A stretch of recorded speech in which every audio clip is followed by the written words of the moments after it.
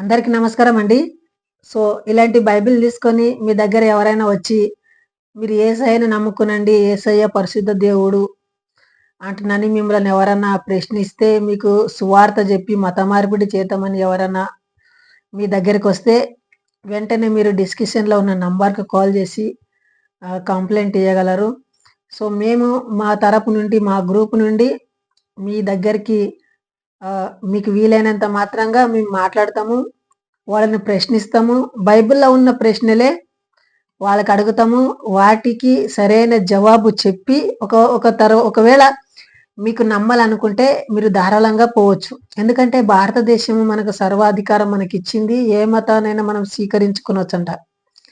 గతంలో నేను క్రిస్టియానిటీ స్వీకరించి బాప్తిసం పొంది, మారుమనసు పొంది అంటున్నాను ట్రాన్స్‌లో బ్రతుకుతుంటి. ఇప్పుడు నేను నిజం తెలుసుకొని, వాస్తవాలు తెలుసుకున్న తర్వాత నేను అందులో నుండి బయటికొచ్చిన. సో, బైబిల్ అంటే నాకు చాలా అవగాహన ఉంది. బైబిల్ పట్ల నేను చాలా సార్లు చదివిన. సో, బైబిల్‌లో ఉన్న అసత్యాలు చాలా ఉంటాయి. అందుట్లో దేవుని లక్షణాలే లేకుంటాయి. దేవుడనే ఒక లక్షణం అలా లేకుంటది. దేవుడు అని మాట్లాడే మాటలు గూడా అలా లేకుంటాయి. అవేవో కొన్ని వచనాలు మీకు చదివి వినిపిస్తాను. మీరు గూడా ఈ రిఫరెన్స్‌లను రాసుకునండి, నోట్ జేసుకునండి.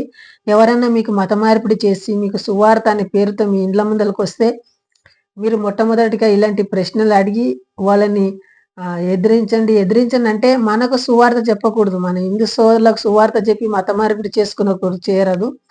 ఒకవేళ ఎవరికైనా ఇష్టం ఉండి మాకు చెప్పురంటే చెప్పొచ్చు. ఇగ ఇంకొకటి వారిని మన దగ్గర రానివ్వద్దు. వాళ్ళు క్రైస్తవులు వాళ్ళే ప్రార్థన చేసుకొని, భజనలు చేసుకొని ఉండొచ్చు. సో, దాంట్లో ఏం అభ్యంతరం లేదు. చూడండి బైబిల్‌లో ఎలాంటి వచనాలుంటాయంటే, కొన్ని వచనాలు నేను చదివి వినిపిస్తాను. ద్వితీయోపదేశ కాండము 13వ అధ్యాయము 6, 7 వచనాలు. వాళ్ళ బైబిల్‌లో ఏముంటదంటే,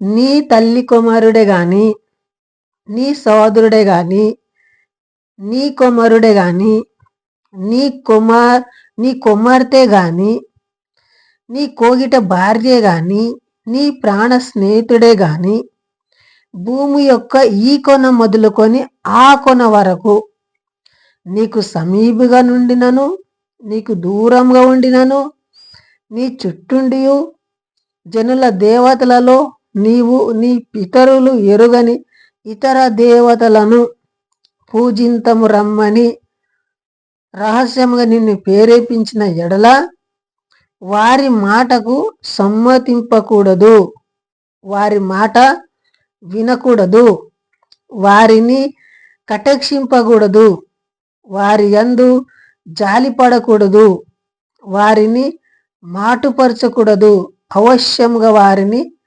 చంపవలెను. చూడండి ప్రియమైన క్రైస్తవ సోదరులైన అనుకోకో, హిందూ సోదరులైన అనుకోకో, ఎవరైనా అనుకోకో, ఈ మాటలు చాలా జాగ్రత్తగా వినలే. ఒకవేళ హిందువులే గాని మా గుడికి రా, మా ఒక గణపతి మందిరానికి రా, హనుమాన్ దేవుని గుడికి రా, మా ఒక సంప్రదాయాలకు రా అంటే నేను ఎవరైనా క్రైస్తవులకు చెప్తే వాళ్ళ బైబిల్ వాళ్ళకి నేర్పేది ఏమిటిదంటే, వాళ్ళని ఒక్క మాట కూడా అనరాదు.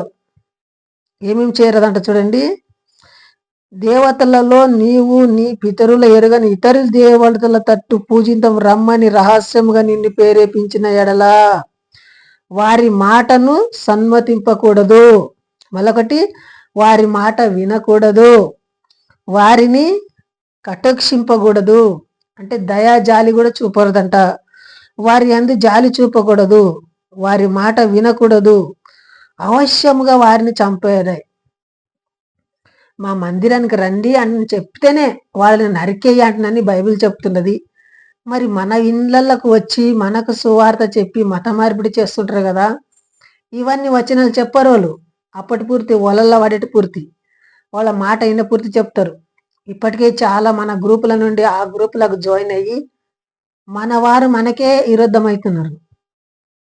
దయచేసి ఆలోచించండి. ఇంకా నెక్స్ట్ వచనం చూడండి.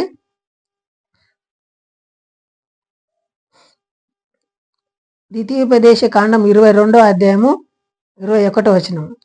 వారు ఆమె తండ్రి ఇంటి యొద్దకు ఆ చిన్నదానిని తీసుకొని రావలెను.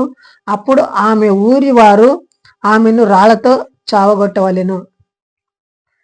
చూడండి, వాళ్ళ తల్లి తండ్రి ఆమె ఒక కూతురుని ఊరి పెద్దల వద్దకు తీసుకురావాలంట.